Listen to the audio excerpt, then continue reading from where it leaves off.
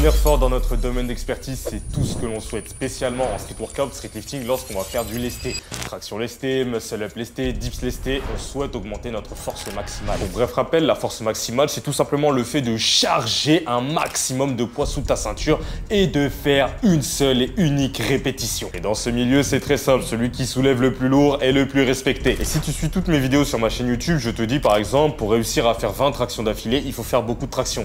Et ben en force maximale, ça va être un tout petit peu plus compliqué. Il y a d'autres notions qu'il faudra prendre en compte, notamment certaines qui vont te ralentir et t'empêcher de progresser. Tu l'as compris, dans cette vidéo, je vais te lister les 5 choses les plus importantes qui vont t'empêcher de devenir plus fort. La première chose, c'est quelque chose qu'on voit énormément depuis quelques années, ça va être le fait de ne pas faire assez de volume. Lorsque je vais dire ne pas faire assez de volume, ça va être les personnes qui vont avoir 6 mois dans la discipline et qui vont directement se lancer en force maximale et tenter de soulever le plus lourd possible, que ça soit en traction, en muscle up ou en dips. Et la chose que je suis en train de te dire actuellement, c'est surtout vrai pour le tirage, notamment sur un mouvement qui s'appelle le muscle up. Et heureusement, c'est quelque chose, moi, personnellement, qui m'est jamais arrivé parce que moi, lorsque j'ai commencé mon entraînement, j'étais dans une époque où c'était pas le street lifting qui était à la mode, c'était le set and rep. Par conséquent, la méta, elle était vraiment très orientée sur être très bon en endurance et en endurance de force. Dieu merci. Moi, je ne voulais pas faire qu'une seule traction à 50 kg. Non, je voulais être capable d'en faire 10 d'affilée. Et donc, comme tu l'as compris, la plupart des personnes, lorsque je leur parle d'endurance et d'endurance de force, ils vont s'imaginer par exemple, 4 séries de 25 tractions, ce qui n'est vraiment pas le cas. Tu peux faire des séries beaucoup plus courtes avec une charge additionnelle. Et en fait, le gros problème d'aujourd'hui va vraiment se situer sur le muscle up. C'est-à-dire que moi, lorsque je m'entraînais au parc de street workout, il y avait un gros parpaing de 26 kg. À aucun moment, je me suis dit que j'allais être capable de soulever ce gros parpaing si je n'étais même pas capable d'être totalement à l'aise au muscle up, poids du corps. Et pour moi, personnellement, c'est hyper logique. Ça sert à quoi de mettre du poids si juste sans poids, t'as du mal? Ça sert à quoi? Cela étant dit, la deuxième erreur qui va t'empêcher de devenir plus fort, ça va être le fait de ne pas chercher à optimiser la technique de ton mouvement. Le but lorsque tu vas faire de la force maximale, c'est de ne pas faire de mouvements inutiles, des choses qui peuvent te ralentir. Dans chaque compétition, tu vas avoir des standards différents. Et c'est pour cela que par exemple, un bodybuilder ne fera jamais les mêmes tractions que nous. Car lui, sa technique n'est pas du tout optimisée pour soulever lourd. Elle est faite pour déchirer un maximum de fibres musculaires. En muscle up, par exemple, tu devras faire attention à tout ce qui va être timing, trajectoire et maîtriser aussi la flexion de la hanche pour gratter quelques kilos. En traction lestée, tu devras apprendre à tirer beaucoup plus vers l'arrière et finir le mouvement proche de la barre au niveau de ton menton. En dips, ce que tu vas chercher, c'est rester le plus stable possible, le plus gainé possible, bouger un tout petit peu ton buste vers l'avant pour avoir une meilleure amplitude de mouvement. Et sache que tu ne devras jamais oublier les racines de ton sport. Le street workout, autrement dit en anglais calisthenics, signifie kalosténos, la beauté de la force. Et tout est tout simplement dans le nom. Le but vraiment de notre sport, c'est réaliser des mouvements très impressionnants avec une beauté absolue. Il faut limite que lorsque tu effectues ton mouvement, on ait l'impression que ça ne te demande pas d'effort. Le muscle up est le mouvement où j'ai le plus travaillé techniquement afin de l'améliorer. C'est-à-dire qu'il y a quelques années, mon muscle up il ressemblait à ça, il était en 2 temps. J'ai énormément travaillé pour qu'il ressemble à ça, c'est-à-dire limite on a l'impression que je suis au poids du corps. On passe maintenant à l'erreur numéro 3 qui va être de se concentrer uniquement sur la force. Alors je sais très bien, la plupart d'entre vous, vous pensez que c'est en soulevant très lourd que vous allez devenir très fort. Alors c'est vrai, mais c'est pas totalement vrai. Tu sais, pour donner une anecdote, j'ai eu énormément plus de mal à passer de traction à 80 kg à traction à 90 kg que de passer à 90 à 100 kg alors que c'est censé être largement plus compliqué.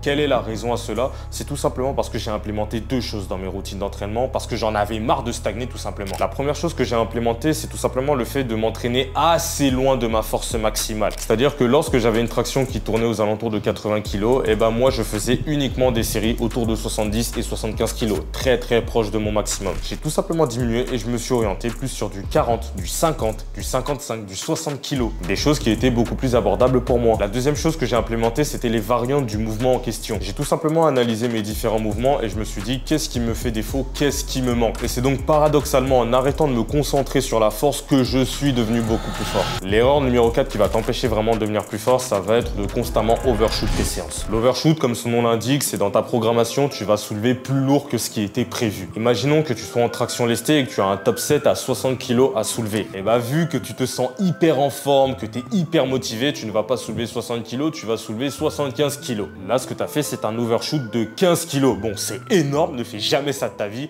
sur ton programme. Ce qui se passe, c'est que tu vas passer une superbe séance. Ah, tu seras trop fort. Mais la semaine prochaine, tu verras que lorsque tu vas faire la séance de la semaine 2, tu vas avoir un downside. Tu seras mystérieusement plus faible. Ouh là là, les gars, je comprends pas. Je sais pas, j'étais censé soulever 20 kg, j'ai soulevé 25 kg. Et aujourd'hui, j'arrive plus à rien. Oh putain, je comprends pas pourquoi je suis nul aujourd'hui. Ouais, je comprends pas. Et c'est pour cela que tu vois des irrégularités sur ton niveau de semaine en semaine. Une semaine, tu vas te sentir trop fort. La séance d'après, tu vas te sentir super faible. C'est tout simplement parce que tu overshoot constamment. Moi, ce que je faisais, c'est que dès que je me sentais en forme, je tentais mon 1RM, ma force maximale. Comme ça, en plein milieu du programme. Et ensuite, je me rappelle, je me posais la question, mais pourquoi je suis plus faible la semaine suivante? Parce qu'il faut savoir que moi, j'ai suivi aucune formation en force maximale. J'ai vraiment tout appris de manière empirique. Et on en revient au point numéro 3. Moi, ce qui me frustrait énormément, c'était de ne pas être sûr de réussir ma séance parce que mon niveau faisait comme ça. Voilà pourquoi j'ai pris la décision de 1, de m'entraîner loin de mon maximum et de 2, de me tenir vraiment à ma prog et ne jamais tenter d'overshoot. Ouais, je le sais, c'est très frustrant parce que parfois tu vas te sentir super en forme et tu sais que si tu mets 100 kg sous la ceinture, ça va passer. Eh ben non, on reste à 80 kg cette séance-ci parce qu'il faut respecter le programme. Et pour la dernière erreur, on va faire une petite devinette. Ce que tu vas faire, c'est que tu vas mettre pause et tu vas m'écrire dans les commentaires, selon toi, quelle est la pire chose qui puisse t'empêcher de progresser en force. 1 seconde, 2 secondes, 3 secondes. La réponse, c'est tout simplement te blesser. 1 est toujours plus grand que 0. Lorsque tu es blessé, tu es dans le 0. Tu ne peux même pas t'entraîner. Par conséquent, ce qui se passe, c'est que ton niveau, il descend vers le bas. Pour diminuer ton risque de blessure, la première chose que tu dois mettre en place, c'est vraiment un échauffement qualitatif. Il faut vraiment comprendre que lorsque tu es dans la performance, tout ce qui va être joint, tendons, tes articulations, ils vont prendre très très cher parce qu'ils ne sont pas censés soulever ce genre de charge. Donc moi, ce que je vais vivement te conseiller, numéro 1, avoir un échauffement en béton. Lorsque tu vas faire de la force maximale, tu vas toujours commencer par de l'échauffement général, c'est-à-dire tout ce qui va être au niveau de tes articulations. Une fois cela, tu vas faire ce qu'on appelle une montée de gamme, c'est-à-dire qu'il faut ensuite chauffer le système nerveux. Imaginons que dans ta séance, tu dois soulever 40 kg, et tu vas pas commencer par soulever 40 kg. Tu vas faire d'abord des tractions poids du corps tranquillement, puis avec 10 kg, puis avec 20 kg.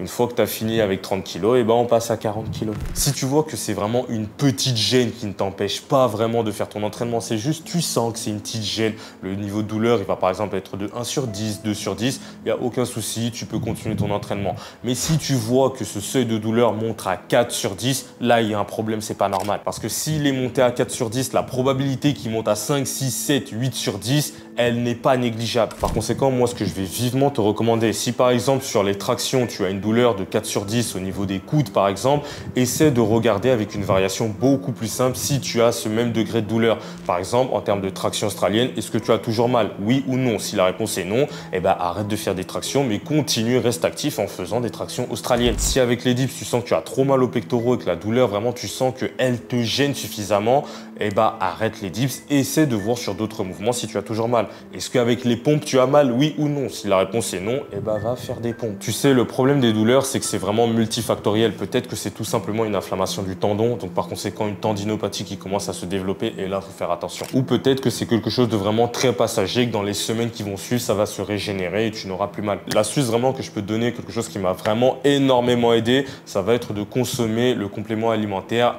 du collagène. Comme absolument 100% des pratiquants de streetlifting, lorsque je pratiquais énormément le dips lesté, tu t'en doutes, j'avais énormément de douleurs. Lorsque j'ai commencé à consommer ce complément alimentaire, tout a disparu et c'est là où je me suis dit, oh, si seulement j'avais su. Mais attention, écoute-moi bien car cette vidéo n'est pas finie. Tout ce que je t'ai donné, c'est vraiment les bases rudimentaires. La chose la plus importante quand même pour devenir plus fort, c'est d'avoir un programme cohérent. Par conséquent, faire des programmes structurés. C'est le premier lien dans la description, je t'explique comment faire des programmes en traction lestée.